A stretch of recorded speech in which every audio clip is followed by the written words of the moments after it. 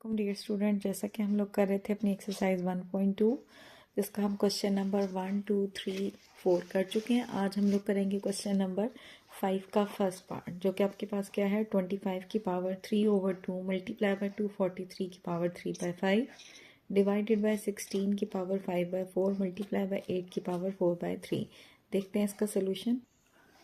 जी, तो 25 को हम लिख सकते हैं 5 का स्क्वायर होल पावर है 3/2 और 243 का अगर हम एलसीएम ले तो 243 को भी हम लिख सकते हैं 3 की पावर 5 होल पावर 3/5। 16 है हमारे पास, 16 को हम 4 का स्क्वायर भी लिख सकते हैं, लेकिन यहाँ मैं 2 की पावर 4 इसलिए लिख रही हूँ कि अगर आप देखें बाहर पावर 5/4 है, लेकिन अगर यहाँ मैं कोई ऐसा नंबर लिखूँ जिसकी पावर 4 हो तो पावर 4 से 4 कैंसिल हो जाएगी। ठीक है, यहाँ 8 की पावर आपके पास 8 की पावर है 4/3। अब 8 की पावर 4/3 को मैं यहाँ लिख रही हूँ 2 की पावर 3। 2 की पावर 3 मैं इसलिए मेंशन कर रही हूँ क्योंकि बाहर आप देखें 4/3 है, तो अगर 2 की पावर 3 होगा तो 3 से 3 कैंसिल हो जाएगा। अब आपने ये प्रॉपर्टी पढ़ी है कि अगर एक ही पावर m और बाहर n हो तो इसका मतलब यह है कि दोनों पावर्स एक दूसरे से मल्टीप्लाई होंगी। तो यहाँ हमारे पास आएगा 5 की पावर 2 मल्टीप्लाई बाय 3/2, 3 की पावर 5 मल्टीप्लाई बाय 3/5 और नीचे होगा 2 की पावर 4 मल्टीप्लाई बाय 5/4 और 2 की पावर 3 मल्टीप्लाई बाय 4/3। तो आपके पास क्या होगा, यहाँ पे 2 से 2 कैंसिल होगा, हमारे पास आएगा 5 की पावर 3। यहाँ 5 से 5 कैंसिल होगा, हमारे पास आएगा 3 की पावर 3 और नीचे 4 से 4 कैंसिल होकर हमारे पास आएगा 2 की पावर 5 और यहाँ आएगा 2 की पावर 4। अब ये इसको हम फर्दर सिंप्लीफाई नहीं कर सकते क्योंकि सब अलग अलग नंबर हैं। ठीक है, तो हमारे पास क्या होगा 5 की पावर 3 का मतलब क्या है हमारे पास कि 5 को 3 टाइम हम मल्टीप्लाई करेंगे तो आता है 125। 3 की पावर 3 का मतलब ये है कि 3 को 3 टाइम मल्टीप्लाई करना है तो हमारे पास आता है 27।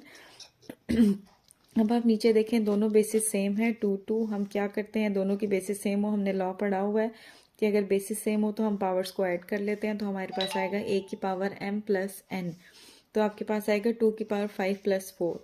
ऊपर आपके पास 125 multiply by 27 as it is, तो हमारे पास यहाँ आएगी पावर 2 की पावर 9।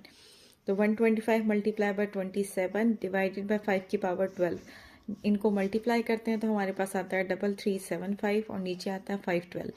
आप चाहें तो इसे यहीं पे स्टॉप कर सकते हैं, अदरवाइज इसको डिवाइड करके पॉइंट में आंसर दे सकते हैं, या आप इसको मिक्स फ्रैक्शन की फॉर्म में भी लिख सकते हैं। इनमें से जो आपको पॉसिबल लगे आप उसी स्टेप पे उसे स्टॉप कर दें, चाहे फ्रैक्शन फॉर्म पे स्टॉप करें, चाहे आप डेसिमल पॉइंट में आंसर फाइंड आउट कर लें, चाहे आप इसे मिक्स फ्रैक्शन फॉर्म में लिख लें। तो ये था हमारे पास क्वेश्चन नंबर 5 का फर्स्ट पार्ट। अब हम लोग कर रहे हैं क्वेश्चन नंबर 5 का सेकंड पार्ट, जो कि आपके पास है 54 multiply by cube root of 27 2x और 9 की पावर x प्लस 1 और प्लस 216 3 की पावर 2x माइनस 1। अब ये 54 आपके पास as it is, cube root 27 2 power 2x और ये एज इट इज़ आपके पास 54 को हम लिख सकते हैं 2 मल्टीप्लाई बाय 3 का क्यूब, आपने इसका एलसीएम लेना है। 27 को हम लिख सकते हैं 3 का क्यूब, 9 को हम लिख सकते हैं 3 की पावर 2 और x प्लस 1 प्लस 216 का भी अगर आप एलसीएम ले तो उसे लिख सकते हैं 2 की पावर 3 मल्टीप्लाई बाय 3 की पावर 3 और ये है 3 की power 2x minus 1 as it is.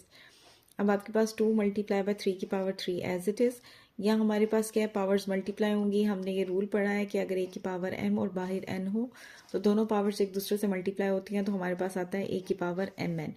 तो यहाँ हमारे पास आएगा 3 की पावर 6x और ये क्यूब रूट है जो कि इक्वल होता है 1/3 के। नीचे पे अगेन क्या होगी, हमारे पास ये पावर मल्टीप्लाई हो गई है तो हमारे पास 2 इससे मल्टीप्लाई होके क्या आता है 2x प्लस 2 और यहाँ हमारे पास 2 की पावर 3 मल्टीप्लाई बाय 3 की पावर 3। आपने दूसरा रूल पढ़ा हुआ है कि अगर a की पावर m और a की पावर n हो, दोनों की बेसिस सेम हो तो हम पावर्स को ऐड कर सकते हैं, a की पावर m प्लस n। तो आपके पास यहाँ बेसिस सेम है 3 3, हमने इनकी पावर्स को ऐड कर दिया है 3 प्लस 2x माइनस 1। अब आपके पास आएगा 2 मल्टीप्लाई बाय 3 की पावर 3 और यहाँ पावर्स एक दूसरे से मल्टीप्लाई होंगी तो मल्टीप्लाई होकर हमारे पास आएगा 6x मल्टीप्लाई बाय 1/3। नीचे हमारे पास 3 की पावर 2x प्लस 2 और प्लस 2 की पावर 3, ये पावर हमने सॉल्व की है तो यहाँ हमारे पास आता है 2x प्लस 2। अब आपके पास ये न्यूमरेटर वाला एक्सप्रेशन एज इट इज़, यहाँ बस आपके पास कटिंग हो जाएगी, पावर की 3 1 द 3 3 2 द 6। डिनोमिनेटर में एज इट इज़ आपके पास आ गया। अब आप देखें कि ऊपर आपके पास बेसिस सेम है 3 3, तो हम इनकी पावर्स को ऐड कर लेंगे। आपने ये रूल पढ़ा हुआ है a की पावर m डॉट ए की power n is equal to A की पावर m प्लस n। तो उस रूल से हमारे पास आ जाएगा 3 की पावर 3 प्लस 2x। डिनोमिनेटर वाला एक्सप्रेशन आपके पास एज इट इज़। अब आप देखें न्यूमरेटर में भी हमारे पास 3 की पावर 2x प्लस 2 है और डिनोमिनेटर में भी 3 की पावर 2x प्लस 2 है। ऊपर 3 की पावर 3 प्लस 2x था, नीचे 3 की पावर 2x प्लस 2 था। तो मैंने ऊपर वाले एक्सप्रेशन को भी अगेन ब्रेकअप कर लिया। ये जो 3 की पावर 3 है इसको हम ऐसे लिख लेते हैं 3 की पावर 2x प्लस 2, और ये जो 3 में से एक 3 आपका बच गया उसको हमने साइड पे लिख लिया। आपने रूल पढ़ा हुआ है कि अगर a की पावर m और a की पावर n हो तो हम उसको ऐड कर सकते हैं।